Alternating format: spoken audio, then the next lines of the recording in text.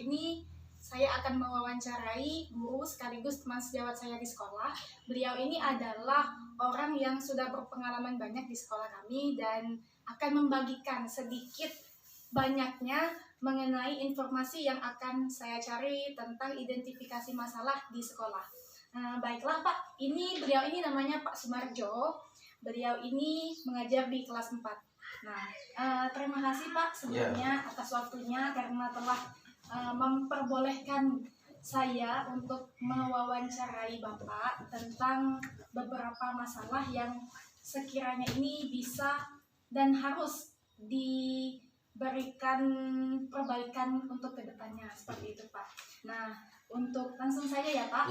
Untuk pertanyaan yang pertama yaitu mengenai tentang permasalahan pedagogik, yaitu motivasi belajar siswa yang masih rendah dalam pembelajaran tematik, yaitu mata pelajarannya IPA Pak. IPA. Iya. Sudah? Sudah Pak. Iya. IPA ini berhubungan dengan alam ya. Iya. Jadi kalau yang namanya berhubungan alam, jelasnya anaknya senangnya dengan alam. Pertanyaan itu kenapa minat siswa itu rendah? Iya, motivasinya Pak. Apakah Anda sudah menerapkan sistem pendidikan itu keluar lingkungan sekolah? Biasanya dominannya guru-guru ini kan senangnya melotot di dalam kelas. Ada pelajaran IPA kita harus bersifatnya real atau boleh dikatakan nyata. Ada bersifat konkret. Nah biasanya kalau kita di dalam kelas ini kan selalu abstrak, sifatnya tidak nyata. Kita hanya bisa memberikan bayang-bayang kepada siswa, sehingga akan membuat anak itu timbul daya hayalan. Nah, sehubungan dengan hal demikian ini, menurut pengalaman saya, ini beberapa setelah saya coba di dalam dunia pendidikan khususnya pelajaran IPA, karena saya menyukai pelajaran IPA, saya senang belajar IPA dan saya senang mengajar IPA. Ini anak ini jangan kita ajak anak itu berhayal, tetapi kita bawa ke alam nyata. Khusus pelajaran IPA itu kalau konsep saya itu 60-40. 60 itu kita harus berada di dalam ruangan kelas, 40% itu kita harus keluar ke ruangan kelas. Kita ambil contoh, misalnya kita mengamati serangga. Apakah harus serangganya kita bawa ke dalam kelas? Kan tidak mungkin. Tetapi harus anak itu kita bawa ke lingkungan mengamati serangga. Kemudian kita mengamati bunga. Apakah bunga harus kita ini? Kan merepotkan. Sehingga anak itu kita bawa ke lingkungan. Misalnya proses penyerbukan dan sebagainya. Nah, sehingga hal demikian ini yang paling penting menurut hemat saya, ini kita bagaimana mengajak anak itu berkolaborasi dengan lingkungan. Nah ini kita bawa. Jadi kita jangan hanya menggunakan media pulpen, media buku, media spidol atau gambar. Bahkan tidak semua anak itu menyukai gambar. Tidak semua anak hanya senang dengan penjelasan guru. Bahkan kadang-kadang bisa buat ngantuk. Nah ini. Jadi dalam pelajaran apapun, khususnya pelajaran IPA ini kita harus multi metode.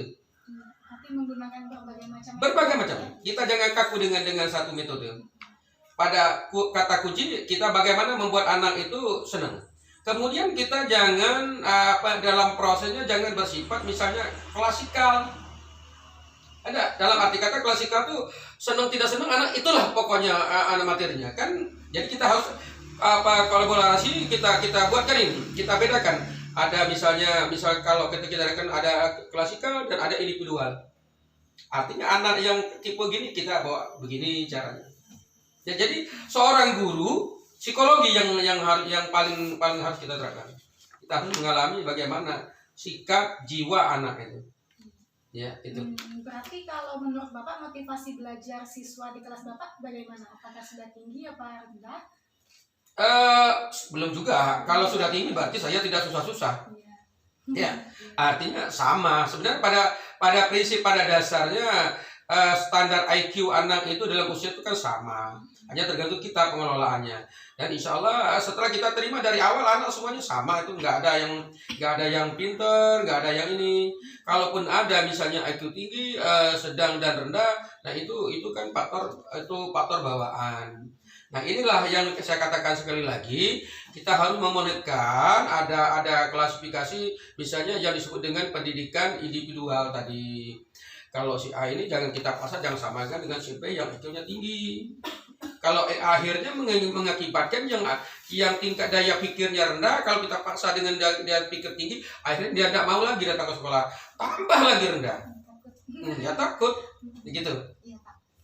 Baik Pak, itu pertanyaan yang pertama mengenai permasalahan pedagogi. Selanjutnya pertanyaan yang kedua tentang numerasi. Nah, menurut Bapak, apakah siswa di kelas Bapak sudah memahami konsep dasar matematika, misalnya penjumlahan, pengurangan, perkalian, dan pembagian? Belum tentu. Belum ya Pak ya? Belum semua ya Pak? Seperti hal yang ada hubungan dengan pelajarannya pertama tadi. Cuman ini agak bedanya, ini tidak bersifat kepada alam. Ya, matematika ini realnya itu bersifat nyata. Nah, ini pada dasarnya rata-rata anak di desa seperti kita ini kurang begitu menyukai matematika, itu rata-rata dianggap pelajaran mati-matian. Nah, jadi dalam hal ini sebenarnya pada konsep dasar itu matematika itu anak itu harus ada hubungannya dengan perilaku keseharian. Dalam hal penjumlahan, perkalian misalkan. Ini dalam arti kata penjumlahan, dari konsep dasar penjumlahan kita bawa anak itu, misal kita bawa anak itu untuk berbelanja. Anak kan dominan dengan uang dulu. Nah ini mana yang langkah yang paling mudah, kita ajak anak untuk berbelanja. Anak-anak kalau misalnya kita beli permen, harga permen itu satunya misalnya 100 rupiah. Kalau 5 permen berapa?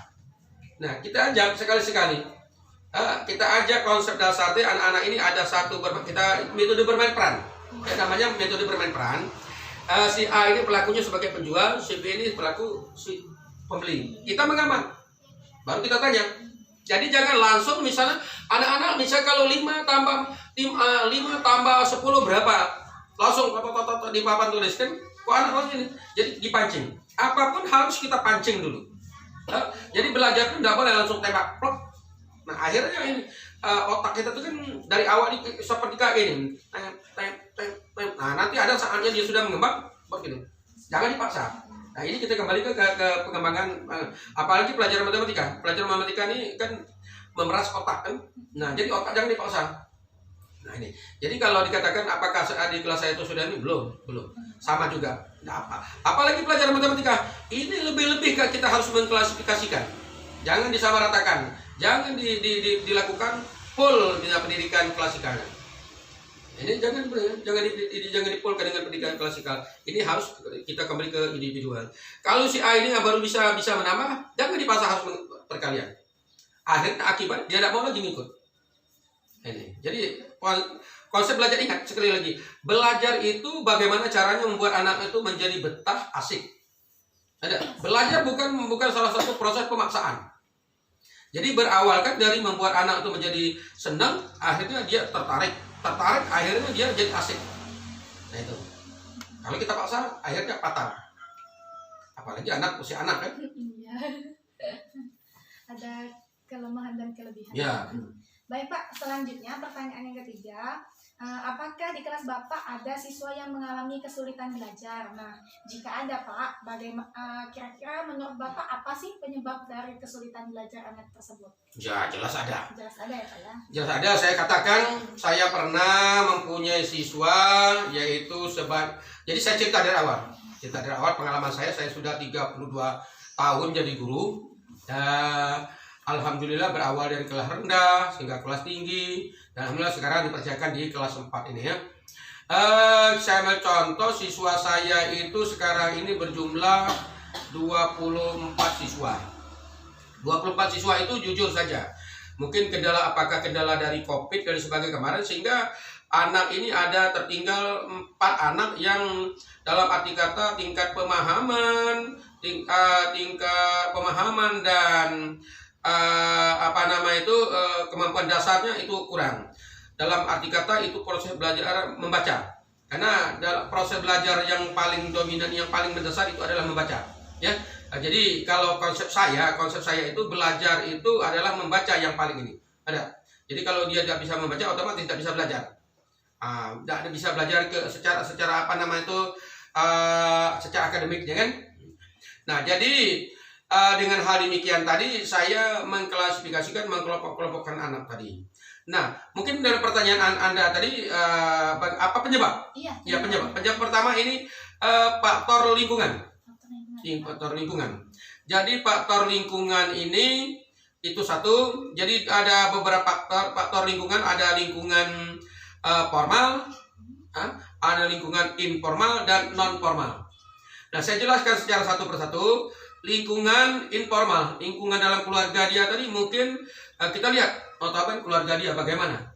Mungkin orang tuanya mungkin belum bisa baca tulis, ibunya belum bisa baca tulis. Itu sehingga membuat anak ini juga kurangnya kepedulian orang tua terhadap dunia pendidikan, sehingga menyebabkan kemampuan anak untuk belajar pun juga akan rendah. Itu yang pertama. Kemudian faktor kesibukan orang tua sehingga tidak ada kepedulian, itu juga bisa. Nah, jadi itu yang faktor di dalam arti kata dalam lingkungan keluarga ya. Yang disebut dengan faktor informal ya di dalam keluarga. Yang kedua ini faktor non formal, artinya di lingkungan masyarakat. Kalau di lingkungan masyarakat itu rata-rata misal anaknya rata-rata tidak ada yang berpendidikan rendah, rata-rata kan anak-anak itu bermain dengan sebebas. Ada arti kata mereka membuat pola belajar mereka itu bukan bermain sambil belajar, tetapi belajar sambil bermain. Nah, ingat kalimat belajar sambil bermain sambil belajar itu tentu jauh beda. Kalau mereka belajar sambil bermain sia-sia, tidak akan berhasil. Contoh misalnya di kelas kita ada anak-anak itu bermain, setelah kita tidak bisa. Tapi kalau anak itu bermain sambil belajar, sambil bermain pun dia belajar. Contohnya dia main congklang, bisa ngitung 1, 2, 3, 4. Padahal bermain secara tidak langsung dia sudah belajar matematika kan. Kemudian anak diajar misalnya ini matematika, dia bisa main metik bunga. Ini misal ini kuncupnya, misalnya ini tangkai bunga kan. Padahal mereka bermain, tapi ke arahnya tuh belajar. Tapi kalau belajar sambil bermain, contoh kita ajar anak-anak itu kok dia sibuk cuman ini nggak memperhatikan, misalnya cuman bermain tok melulu. Nah ini dalam arti kata faktor non formalnya lingkungan. Jadi faktor lingkungan itu sangat menentukan sekali, lebih berbahaya daripada faktor informal. Nah, sehingga dengan demikian tadi kunci akhirnya kan di pendidikan formal. Nah, pendidikan formal inilah maka kita harus benar-benar menyelami, kita gunakan psikologi kita. Ada bagaimana kita mengkolaborasikan kedua faktor yang serba kekurangan tadi. Nah, disinilah maka kita sebagai seorang guru, yang pertama kita harus mencarikan latar belakang. Dengan anak itu kita harus tahu latar belakang. Jangan dipatah tahu kalau orang tuanya begini-begini, jangan anak ini kan. Apalagi ada kalimat bodoh kamu ini. Nah, ini sekali-sekali jangan ini kan. Nah, jadi itulah faktor-faktor penyebabnya. Jadi kunci akhir itu adalah di lingkungan formal itu. Baik Pak, selanjutnya pertanyaan yang keempat. Nah, ini mengenai tentang model-model pembelajaran pada materi organ pencernaan. Masih IPA juga Pak. Nah, apakah dalam pembelajaran Bapak sudah menggunakan media pembelajaran yang inovatif? Nah, jika sudah dan jika belum, nah bagaimana menurut Bapak cara mengimplementasikan atau menerapkan model pembelajaran inovatif ini dalam kegiatan di kelas? Ya, jadi masalah pencernaan. Ya. Pencernaan ini kan ada dua macam, mekanik dan kimiawi. Ya. Jadi kalau untuk secara mekanik, tentu kita sudah bisa kita peragakan.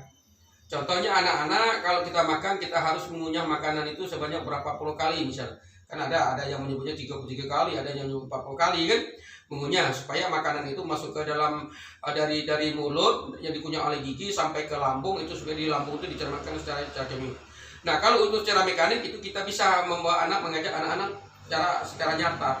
Kita ambil sebuah roti atau bagaimana misalkan, kita ajak anak mengunyah. Nah, ada hasil dari kunyahan itu tadi udah lembut, rasanya lama-lama kita peremkan. Nah, sehingga ada kan rasanya, adanya rasa asam atau rasa manis kan. Nah, ini kita bisa, ini arti jangan udah rasa manis, berarti dia mengandung zat gula, zat tepung itu mengandung zat gula. Nah, ini arti bisa. Tetapi kalau secara kimiawi, arti di dalam lambung, ini kita tidak bisa membuat anak secara langsung. Maka kita menggunakan media. Media tadi misal di era yang canggih ini kita bisa buka di HP, di media-media elektronik. Kemudian setidak-tidaknya kita menggunakan tosoh atau alat bantu sejenis gambar. Kan bisa ini. Nah, kita tunjukkan. Tetapi ini kan mengalami daya hayal kan. Nah, ini. Jadi, nah dalam hal ini karena kita sekolah kita tuh di pelosok desa, otomatis punya keterbatasan, belum sejauh itu. Jadi dalam hal ini kita hanya menekankan di dalam proses pencernaan secara mekanik yang lebih real. Jadi untuk secara kimiawi masih keterbatasan menggunakan media ini. Berarti sarana sekolah juga Belum mendukung 100%. Karena kita belum punya lab belum misalkan. Kemudian infokus kita juga belum. Nah, kalau kita sudah punya alat hal demikian kan bisa kita tunjuk sama ini kan. Prosesnya. Jadi itulah salah satu penyebab. Nah, pertanyaan yang terakhir Pak. Nah, dalam pembelajaran itu biasanya kalau zaman sekarang apalagi kan sering sekali menggunakan teknologi informasi dan komunikasi atau TIK. Nah, menurut Bapak dalam melaksanakan pembelajaran apakah Bapak sudah memanfaatkan teknologi yang tersedia? Nah, jika sudah dan jika belum, apa kendala yang Bapak alami dalam menggunakan alat TIK ini, Pak? Jadi menggunakan alat yang demikian tadi ini boleh dikatakan sekitar 50%. Yang pertama, kendala seperti yang tadi itu ketersediaan sarana. Ketersediaan sarana itu kurang. Kemudian apalagi guru setua saya ini belum begitu memahami secara keseluruhan. Jadi jujur saja, bukan berarti setiap guru itu dia sudah menguasai, apalagi kami guru angkatan 90-an di dalam dunia teknologi informatika IT ini kami jauh ketinggalan, maka kami masih juga bareng-bareng dengan anak-anak untuk belajar kan. Nah, jadi tidak keseluruhan. Cuman sepengetahuan saya, biasanya media yang dominan kita gunakan itu hanya adalah HP. Ya, ini yang paling dekat dengan kita dan yang paling mudah. Dan rata-rata anak-anak di rumah pun juga punya. Paling misalkan anak tolong dibukakan ini dengan ini kan. Nah, rata-rata anak punya. Tapi kalau kita menggunakan laptop, mungkin tidak semua anak punya laptop, apalagi misal kita punya fokus punya yang lain, ini sangat keterbatasan. Ingat, jadi anak di desa dengan di kota itu sangat jauh, tidak. Nah, jadi dalam proses perkembangan ini dalam arti kata motivasi, proses belajar menggunakan alat teknologi semacam ini sangat jauh, boleh dikatakan sekitar 50% kita ketinggalan dibanding dengan kota. Di kota kan bisa anak-anak dibawa ke misalkan kan ada taman belajarnya, dibawa ke misalnya kita ke memang ada tempat khusus untuk bimbel, di situ kan lengkap kan. Nah, kalau di desa kita belum punya alat-alat hal demikian. Jadi sangat keterbatasan. Jadi sekali lagi media macam ini saya mengharap kepada pemerintah supaya dipercepatkanlah demi untuk mengiring daripada zaman kita ini. Nah, mengiring zaman kita ini supaya anak-anak di desa itu juga tidak terlalu jauh ketinggalan dengan anak-anak di kota. Ya, Pak. Baik Pak, itu saja yang saya tanyakan kepada Bapak. Terima kasih atas waktunya. Semoga saya bisa melaksanakan pembelajaran nanti dan mengidentifikasi masalah ini dengan solusi-solusi yang Bapak sampaikan tadi. Ya, terima kasih Pak atas waktunya. Baik, itu saja wawancara hari ini. Terima kasih.